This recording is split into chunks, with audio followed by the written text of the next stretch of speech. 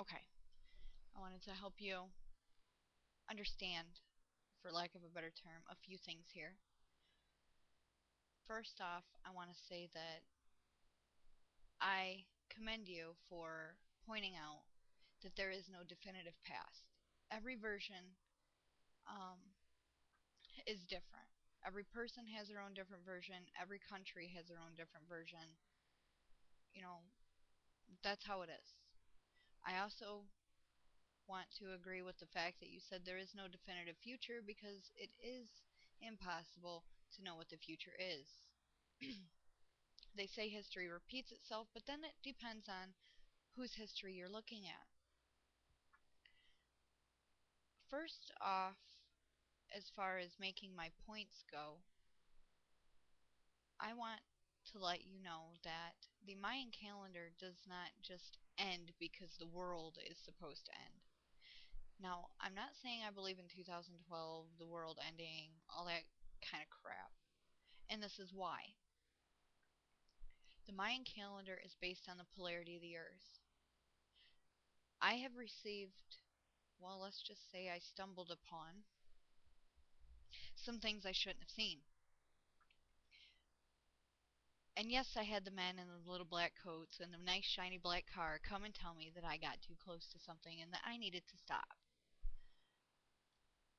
Apparently, there's a planet out there. This much I can tell you without getting into any kind of trouble. There is a planet out there that is called Nibiru, or Planet X. This planet is what holds the Milky Way together. It is the center of the Milky Way. Very highly magnetized. Now it's every 3,600 years, I believe it is, 32, between 3,200 and 3,600 years, that this planet makes a rotation around the sun. I can also tell you that we are not the fifth planet from the sun. We are the seventh planet from the sun. There are two more, one of them being Nibiru. Now, this thing is supposed to be getting very close, at which point all the planets are supposed to align. Da da da da. I don't believe that shit. However, this planet is coming very close to Earth. You will hear reports all over the place about, you know, the southern states being more cold, the northern states having unusually warm temperatures, and the ones in the middle, their weather is going crazy. The reason for this is because when this planet gets close, it is supposed to switch the polarity of the Earth.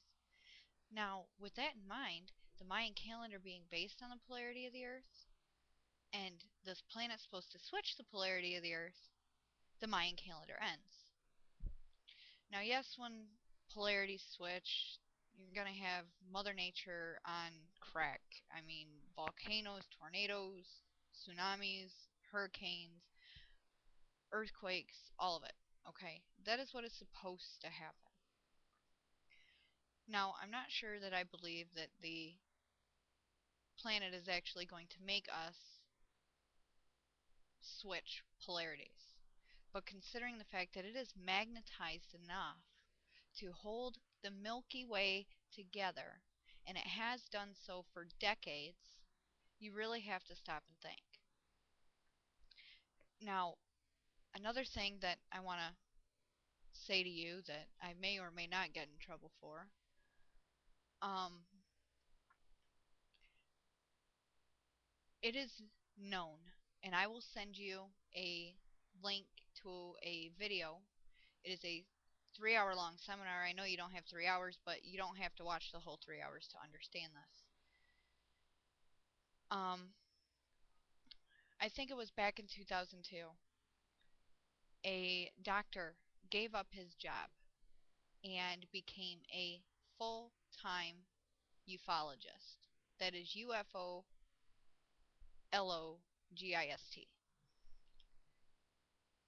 Now, what they do is study extraterrestrials. Some of you don't believe in that kind of stuff, that's fine.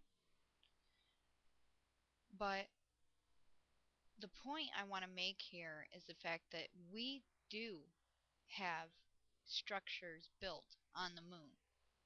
No, they are not where rich people live. It is a military installation where basically we have weaponized space. We have taken offensive maneuvers to protect what we have. Not sure why we would need to weaponize space because we already have many weapons here that would stop, a nuclear attack, shit like that, from country to country. But apparently, Obama has recently asked, I don't know the exact date, I will look it up, has recently asked Congress and other people that have the knowledge to declassify or unclassify all of the information dealing with UFOs that is all unidentified flying objects, not just extraterrestrial crafts, and anything to do with their technology. The reason he did this is because he wants to help stop global warming. Now, granted, if 2012 comes, it's and the end of the world and all that shit, then it's not going to matter anyhow. But he has asked that all this information be released. I am not sure of what else I can tell you, so I'm going to keep my mouth shut because I've been warned that if I say anything else, certain people are going to come and pay me a visit and it won't be very nice. Um, the only other thing I want to say is basically that with all this in mind, doesn't mean that the world is going to end. Doesn't mean that we're going to have to deal with, alien invasion, all that kind of shit. I don't know. I don't believe the world is going to end. I do not believe that we are going to have to deal with alien invasion because obviously if they wanted us gone and they were there, then we would already be gone. The world is not going to end. We might have a lot of catastrophes. We might not. But we won't know until we get to that time. Like you said, there is no definitive future, there is no definitive past. I am so sick and tired of hearing all the hype about this movie that's coming out. Oh, 2012, the world's gonna end. And they make it look like this huge, religious, catastrophic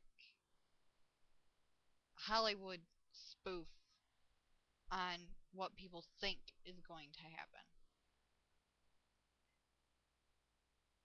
We need to stop and take a step back, people, and start understanding that